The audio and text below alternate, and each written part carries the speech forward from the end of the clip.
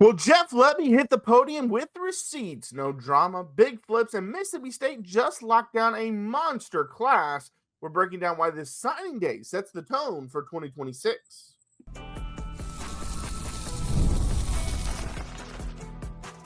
You are Locked On Mississippi State, your daily podcast on the Mississippi State Bulldogs, part of the Locked On Podcast Network, your team every day. Well, hello, everyone. I'm Jaron Spor. Welcome to Locked On Mississippi State, part of the Locked On Podcast Network, and now the #1 sports podcast network. Today's episode is brought to you by FanDuel. If you want to be right in the middle of the action this season, visit FanDuel.com and place your NFL live bets all season long. Like I said, I'm Jaron Spor. I'm a national college football writer at Athlon Sports. That's Landon McBride. This is really our final all football show that we're going to do for a while, which is crazy to think about. But we're going to react to Jeff Lebby's press conference on signing day. He made some comments about the signees, but he also made some comments about some guys transferring out. Yeah, you won't want to miss that. And then we'll dive into the conference championship games. We did a little bit yesterday when we were doing our upset picks, but we want to go into each game. Hey, we might even pick each game. That might be some fun. And then we'll obviously end with next up in Starkville, where we'll preview stuff that is coming up, and then kind of let you know what we're looking forward to the most. But let's start with Jeff Lebby's press conference. He was asked about the different signatures that they had by noon. I think there was 27. Ultimately, I think they finished with 29. But as of the press conference, there was 27. And he said, we still wanted some balance. Ended up being 4 junior college guys. And for us, the high school piece of it is really important. I think we added some great depth to the class. I love what we're done at multiple positions. And he did. They attacked it hard with the transfer portal. They added – or with the JUCO ranks, but they also got several key high school guys, and he talked about many of those as well, as including Bralan Womack, which we can get to. But yeah, I mean, overall, he seemed pretty pleased with the class. Yeah, and you could see there was definitely a concerted effort to go high school. I feel like and this is just my opinion, I feel like the JUCO guys are kind of going to almost disappear a little bit from being a focal point with how the transfer portal works now. But it kind of makes you think that he feels good about where the team is to an extent, knows what he needs in the transfer portal, and sees this class as kind of building that next wave. Like, these are the guys that are going to be the key contributors in 2 years. And he knows that he needs to build out from the high school ranks, not just from transfer portal, like we've seen some teams try to do. And sometimes it works, sometimes it doesn't. Mm-hmm. My favorite thing he said, and I'm a sucker for this, when he was asked about Brodie McWhorter, and he said, I like that he was ready to lead from the front today and signed at 6:01 a.m. I'm a sucker for the quarterback getting his letter in right as soon as you can. I love that. Yeah, no, and he was. He was the leader of the class, and he was the leader of the signees as well. But he also was asked about Bralan Womack. He said he said signing that was such a national story. How did that process play out? And he said, me and Bralan had an incredible relationship. That's been great. There's been great dialogue. I believe in the young man in a great, great way. He's loved Mississippi State for a long time. He's been over here a ton from the time he was a youngster, coming over here for games, all the different camps he's attended. I think it all came full circle for him. He's got an incredible family. There's great trust on both ends. Just so excited, and at the end of the day, it was important for him to be a Bulldog, a guy that loves Mississippi State, and it was important for him to stay in the state and be a guy inside this signing class that we can lean on and depend on. So a huge piece of it, a ton of excitement around him, and with great reason, and we were aggressive with him from day one. We wanted to be a guy that could we wanted him to be a guy that could lead the class. And yeah, I mean, that is exactly what he is going to be. I mean, quarterbacks usually lead the class, but he is your leader in terms of he's the best player in the class. And, I love that Lebby talked about Womack's love for Mississippi, the state, and then obviously Mississippi State, the school. He talked about the love of that, which played a big role in Womack committing and ultimately signing. And I also like how he didn't want to give himself the credit for pulling it off, even though all reports are this was a Jeff Lebby masterclass.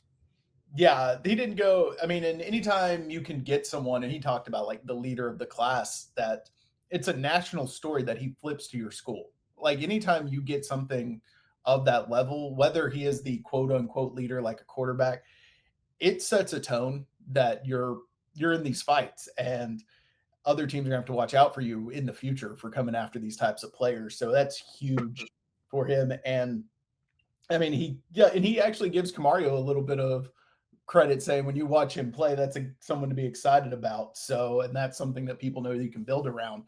So, I mean, and you're right that's right too. When you have guys on the roster that these recruits know are going to be here, they're like, that's a guy we can win with. That helps so much in these Yeah, battles. yeah. One of my favorite things he said about Womack, he said, "Offensive skill set, defensive minded." Yeah, That's what you you want. talk about that a little bit. Yeah, that is a that's a great thing that a player, a defense, especially a defense back, can have.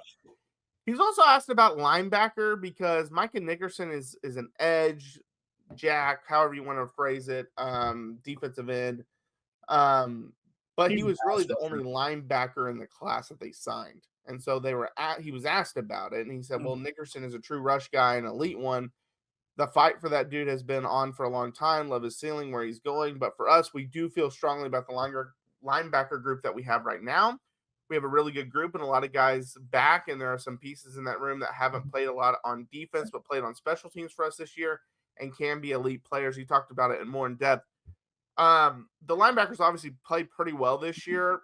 Not elite or great, but they played pretty Up well. and down, yeah. Yeah, and for him to not act like that's a worry in terms of, hey, yeah, we got to look at the transfer portal, or we just couldn't find something in the high school ranks, but we'll look around, whatever. That tells you, one, that they think almost everyone that can come back is coming back. Yeah, and we've seen it a lot of times, both in college, high school to college and college to the NFL. Sometimes linebacker takes a little bit of time to actually transfer because there's a lot to watch with your eyes. There's a lot going on at that position. And a lot of those guys that played for them were, it was their first real chance starting and playing meaningful snaps. And, he probably feels pretty good about where those guys can be next year after having some actual game reps and another offseason of practice. And it's interesting that Micah Nickerson's listed as a linebacker. I know every team has that Jack Star, the rush stand-up guy. Micah Nickerson's a pass rusher. Yeah. He's not a lot. I mean, he's 6'5", 215 right now. Yeah. He's going to be weight on him, and he'll end up being 6'6", 230 by the time he's playing meaningful snaps. He might even be up around 250. So, I mean, he's going to have his hand in the ground before long. And yeah, he's a pass rusher. Early on, you might see him dropping back into coverage a little bit, but to group him with the linebackers is you're reading too much of the little letters next to his name and not what kind of player he is. Yeah. The other two things that kind of interested me, he was asked about coaching changes, kind of how they did it last year, where they made some obviously some changes, and then he was also asked about Jaden Taylor, Camario's brother, and kind of what he sees from him. And the coaching, as far as coaching changes goes, he said, hey, they're in the process of looking at everything, and it's going to take some time to go through all that. So he didn't rule it out, but he said they're looking at all areas inside the program as we continue to move this thing forward and build it the way we want to go sustain. We're evaluating every piece of it. Expect there to be some things to change as we get into the next 7 to 10 days. Didn't specify, a lot of coach speak there, but yeah, and also you don't want to jump the gun and say, hey, yeah, we're going to be making a change here, and then you don't end up getting that guy. So that's part of it too. But then he was asked about Jaden Taylor, because we talked about him yesterday, listed as an athlete, but he was put out as a safety when Mississippi State tweeted it out. And so that's kind of been the position we think he's going to play. But they asked if he'll play offense and defense, and he said, I think JT is going to be a safety for us. Talked a little bit about it with Bralan, the fact that he has the ball skills that he has. When the ball's in the air, he's going to become the aggressor. He's going to find ways to go get his hands on the ball and make the plays. That's where I see him fitting. So for those that want him to play on both sides, it doesn't sound like that's going to be the case.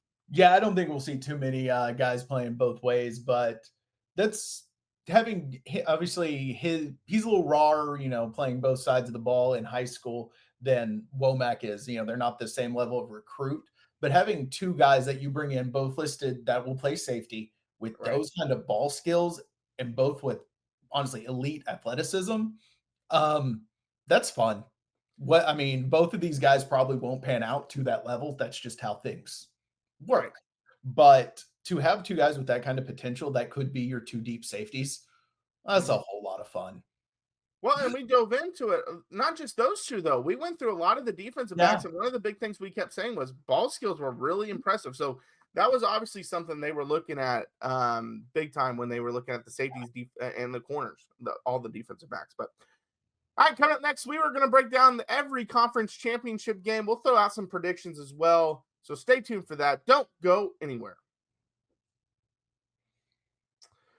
NFL Sundays move fast, one big play, and suddenly everything feels different. That's what makes live betting with FanDuel so exciting. You're not just watching the game, you're reacting to it in real time. With FanDuel, you can place bets as the action unfolds. Every drive, every momentum swing, every highlight moment. Live betting is best when the game starts to shift, a receiver gets hot, a defense tightens up, or the momentum flips after a turnover. FanDuel lets you jump into the moment. Live spreads and money lines adjust instantly. Player props update as guys heat up. You can bet next touchdown scores, drive results, totals, and more. It keeps you locked into every snap, every drive, every possibility. I was looking at some of the FanDuel lines for this conference championship weekend at the college level. Georgia and Alabama was one that kind of caught my eye. Georgia's favored by 2.5. Remember, Alabama won that during the regular season. Can they beat Kirby Smart twice? Well, if you think so, put some money on Alabama. The money line is minus 134, for Georgia, plus 114 for Alabama, and the over-under is 48.5. Again, that was a game that was 27-24 in the regular season, so it would have been over that number. You think you're going to see, it was 24-21, so it would have been slightly under that number. So if you think that's going to be the case again, put money on that. But if you want to be right in the middle of the action this season, visit FanDuel.com and place your NFL live bets all season long. FanDuel, the game moves fast, and so can you. All right. Well, thanks for making Locked On Mississippi State your first listen every single day. And thank you for making Locked On Podcast Network the #1 sports podcast network. All right, Landon, let's dive into the conference championships. Why don't we just start and go in order with the games that we're going to see starting tonight? I mean, there's 2 games that kick off at 6, 4 games total, 6 Central Time, 4 games total on Friday, and then there'll be 5 games on Saturday. Troy at James Madison. James Madison likely just hired, I haven't seen a confirmation, but likely just hired former Florida Gator head coach, Billy Napier, as, their head coach, Chesney, Bob Chesney, or I think his name is, or Brian. I think it's Bob Chesney. But anyways, he took the UCLA job, so he's gone. So it looks like it's going to be Billy Napier. They win this game, they're likely headed to the College World Playoff, barring something weird happening. I think James Madison gets it done, honestly. Yeah, I think they do too. I haven't really watched much of either of these teams too much. Seen a little James Madison here or there. I don't know what's going on with Troy, but I'd assume James Madison kind of takes care of business and waits to see if they do get that college football bid. Yeah, and they would have to, in my opinion, to lose this game, they would just, and it's possible, but they would have to just have overlook someone, or the head coaching change messes with them. I mean, Troy on the season is a solid team, but they're 8-4. They're not great. James Madison, 11-1, with the one loss being a 14-point loss to Louisville, who is a solid team. And so, the one that I don't really have much of an opinion on really is the Kennesaw State and Jacksonville State. I'm going with Kennesaw State only because in our Locked On Network, the SEC team, we do this pick'em contest on the ESPN fantasy app. And I've been picking, for whatever reason, they pick 10 games of the whole country. And Jacksonville State's game always gets put on there. And I'm like 1-5 when picking Jacksonville State. So I'm not picking them anymore, or picking against them, I guess. Yeah, I mean, I think I'd take Kennesaw State too. Again, I have no idea. I didn't know they were this good. My whole real relationship with them is their overall on NCAA football video games. I know they were always the lowest. Are they still? I think they were. So good for them. I'm rooting for y'all. So they probably were the lowest to start, and then they've had a good year. So yep. And I know, I think unless I'm thinking of a different team, but I'm pretty sure it was Kennesaw. I remember they had one of the worst teams in the league last year in all of college football. But 5 of their players went to Oklahoma, and Oklahoma is now a college football playoff team. So it's just, I don't think any of them really contribute, but they're on the roster. So they upgraded a little bit, just a little bit. This one, I would put this in my top 3 most excited games I am to watch for this conference championship weekend. That's Tulane, number 20 Tulane, and number 24 North Texas. This is going to be, the winner is going to the college football playoff. I mean, that's just a fact. First off, both of them are the highest rated group of 5 team. James Madison right behind North Texas at 24. But if North Texas wins, James Madison isn't going to jump them. So whoever wins this is going. Both coaches have taken different jobs, but are coaching the rest of the season, including the playoff. North Texas, one of the best offenses in college football. Tulane is a more balanced team. Yeah. Man, I've gone back and forth. I think Tulane gets it done, but North Texas I would like to see win just because I want to see that offense in the playoff. See, I think North Texas is going to win. I think that offense is going to be a little bit too much for Tulane. Tulane is a more balanced team, so them winning is not going to surprise me. But I think Eric Morris is going to pull out all the stops. The man's got such a creative offense and such a high-powered offense. I wouldn't be surprised to see if he gets in his bag a little bit to make sure he wins this game and coaches a few more at North Texas. Yeah, that would be a lot of fun. UNLV Boise State is one that's kind of interesting to me because Boise at least rallied the troops enough to get back to this conference championship, but they did not look great this year. They get blown out versus South Florida. Notre Dame blows them out. Fresno State blows them out. San Diego State beats them by 10, but somehow they're still here. UNLV goes 10-2 on the year. This is a team that, Dan Mullen's first year, former Mississippi State head coach, they lost to Boise State during the regular season by 25, and then they lost to New Mexico by 5 back-to-back weeks. Outside of that, they go 10-2 on the season. I think UNLV gets the revenge and wins the game. Do you know who I found out today is on UNLV's defensive staff? Who? Vontaz Burfict. Oh, I think I did see that early in the season, but I think that's something I read at one point and then just blocked it out of my mind. Yeah. But and I think UNLV wins. It's a little bit of a revenge game. They're definitely playing better ball now than they were when they met Boise the first time around. You always love it being in Boise, though, might give a slight edge to them, but something about the UNLV, I think they're going to take it. Yeah. Heading into Saturday, this is the big games. Number 4, Texas Tech plays number 11, BYU at 11 Central Time in the morning. I want the chaos, so I'm going to pick BYU, but I do think Tech actually wins. I just want chaos, so I'm going BYU. I think Tech is going to win it, but I think it's going to be a whole lot closer than their first was. I think it's going to be a good game. BYU is going to come out fired up. With all the rumors about Satake possibly leaving for a while, I bet he has this team just revved up, and wouldn't be surprised if they shock the Raiders for, half of it, and then the talent kind of takes over and ends up being a really close game down the stretch. Yeah, for sure. The next one, Miami, Ohio, Western Michigan, 8-4 against 7-5. I'm picking Miami, Ohio, and the reason why I'm picking them, I do the Tampa Bay Bucks squad show. Marcus Ray, who's a former All-American at Michigan, his son plays for Miami, Ohio. So I'm going with Miami, Ohio. Well, I'm going to go Western Michigan just so we don't pick the same team on all. I like it. Georgia, Alabama. So the reason why I don't have this in my top 3 is because I just don't think you beat Kirby Smart twice. So I can see the game being good. I just think ultimately Georgia's going to win either way. Yeah, I think that's most likely right, unless Ty Simpson just goes off, which we've seen him do a few times. He did against them. Yep. That was really the game that kind of made everyone go, oh, okay, maybe he is a legitimate NFL prospect. But, yeah, I think Georgia's going to beat him. Also, that team looks a whole lot better than they did the first time they met. The offense seems to find some kind of rhythm. The defensive talent is really starting to kind of coalesce a little bit. I think Georgia wins it. And I don't know if it's handy enough. Alabama might fall out of the playoff. Could, especially if I have BYU winning. I definitely think they might. Duke, Virginia. Let's go to that one first. 7:00 Central Time on ABC. I got Duke because I want the chaos. Also because I'm a big Darian Mensah fan. I was a big fan of his at Tulane. I was shocked when he entered the portal. He immediately committed to Duke. Yeah, because I know just about any country team in the country would have wanted him. And he's had a fantastic year. They have a great offense. And their defense is kind of up and down, but I think Duke pulls it off. I think Duke wins too. I also want them to win so much. This might be the upset I want the most this year. is this one, just because it would just throw everything into such chaos. It would be great.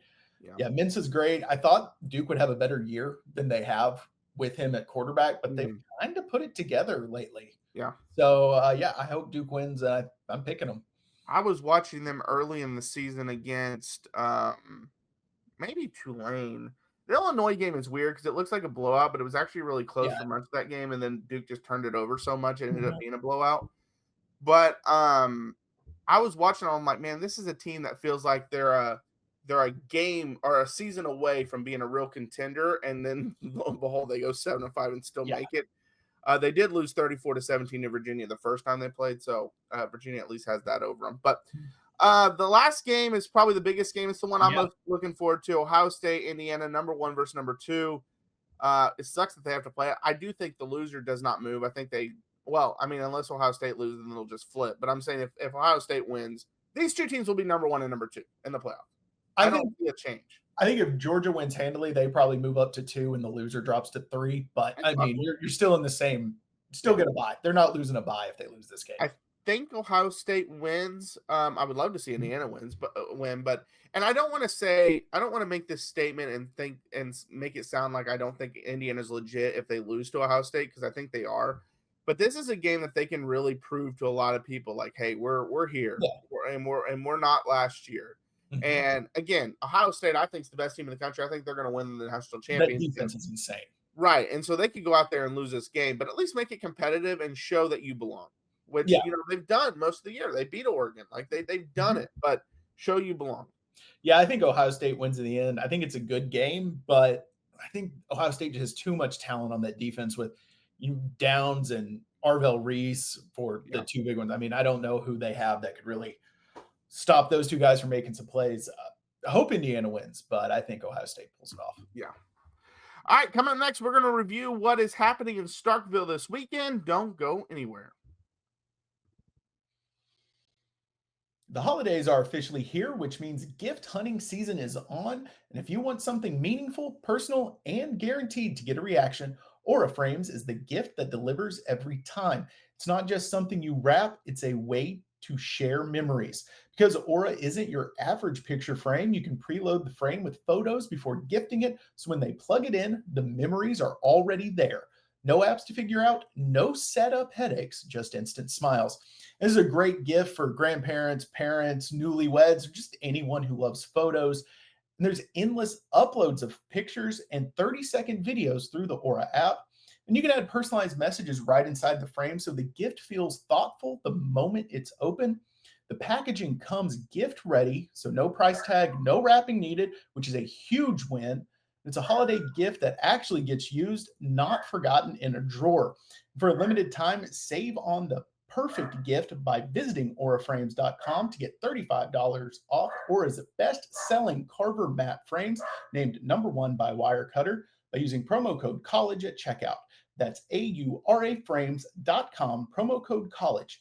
This deal is exclusive to listeners and frames sell out fast, so order yours now to get it in time for the holidays. Support the show by mentioning us at checkout. Terms and conditions apply. All right, well, thanks for making Locked On Mississippi State your first listen every single day, part of Locked On Podcast Network, your team every day. All right, coming up this weekend in Starkville, the thing I'm looking forward to is the men's basketball team. It has not been a great start to the season. I believe they're 4-4 on the year, but they just came off a massive win in the ACC-SEC showdown. They played the Georgia Tech Yellow Jackets. Again, they don't have a great record either. They're 5-4, but you won 85-73. Josh Hubbard had a big game with 25 points. Jay Nepps had 14. Brandon Walker and Jamarian Davis Fleming both had 11 in the game. It was a much more balanced effort, and hopefully they can keep it going. This weekend they will take on San Francisco. That will be on Sunday at 3:00. I believe that's Central Time. Yes, I think Central Time. And then next weekend they'll play Utah, which will be another big matchup. And then pretty soon it's SEC play starting. Yeah, that's what I'm looking forward to as well. And you mentioned the big win over Georgia Tech. I mean, really, since the Kansas State loss, they've been playing better. And it was a 2-point loss to New Mexico. You had the overtime win and then a overtime loss to SMU, which SMU is a pretty good team. So, I mean, you obviously want to come out with the win on that, but losing them in overtime is it's not something to be like get super down about. And then you come back with the big win over Georgia Tech. Hopefully it means that all these new faces are starting to kind of figure it out and, learn how to play together. Cause this is outside of Hubbard, there's a whole lot of new faces on this team. And sometimes that's a little while to kind of get everyone on the same page, and maybe we're starting to see them come together. It does, and the Kansas State game is the one that people raise their eyebrows. But that was a game that they were in the first half and just couldn't get stops in the second half. The New Mexico game and then the New Orleans game, despite you beating New Orleans in overtime, were the inexcusable ones. You can't have those close games. Those are supposed to get you right. But then you come back and you play SMU close. Again, SMU, like you mentioned, really good team. I believe they're still undefeated on the year. And then you come back and beat Georgia Tech. The Utah game will be an interesting one. Utah is not this elite basketball program, but they're 6-3 on the year. They're a pretty good one. But that's next weekend. The women also play this weekend. They play Charlotte right now, and we're recording as the game against Pitt is going on. So this might change by tomorrow. But they're 7-1 on the year. Looking at it right now, but depending on what happens with Pitt, which obviously is a big time game for them, even though they're 6-4 on the year, the women are playing really good basketball as well. They haven't played a great competition, right? And so I think that's why some people are probably a little hesitant on them. But they're having a great start to the year, and again, they should, after this Pitt game, should be undefeated the rest of the way heading into SEC play. Yeah, they've started the year really strong. We've seen the freshmen getting a lot of playing time so far this year, which is great to see that they're playing and producing at that level. Hopefully they can keep it up. Like you mentioned, big game going on right now, but they're going to be interesting to see how the perception of them changes as the year goes on. Yeah, for sure. All right, well, thanks for making Locked On Mississippi State your first listen today. For your second listen, check out Locked On SEC. Chris Gordy breaks down the best conference in college sports, from the rivalries to the championship and every game in between. Find Locked On SEC on YouTube or wherever you listen to podcasts. Part of the Locked On Podcast Network, your team every day. I'm Jaron. Check out my work over at Athlon Sports. That's Landon. Follow us, Locked On Mississippi State. We're on YouTube, Instagram, TikTok, and Twitter. We post daily videos Monday through Friday, so check those out. Obviously, no more pre- and post-game videos. Nope. They're done. Maybe, we'll do some post-game for like basketball tournament and obviously baseball tournament and stuff like that. But no more for football for right now. My ring light is coming back in. I mentioned you weren't on the show when my ring light went out, and it hasn't worked. It didn't work anymore, but I got another one. So don't worry, my lighting will be better. It's supposed to be in this weekend. Fingers crossed. But until next time, Hail State. Hail State.